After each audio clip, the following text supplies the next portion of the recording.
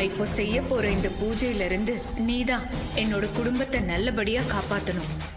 ராணி இன்னும் கொஞ்ச நேரத்துல நாங்க எல்லாரும் கையெழுத்து கும்பிடுற உன்னோட வேஷத்தை போட்டுக்கிட்டு காளியாவே வேட்டைக்கு போக போறா.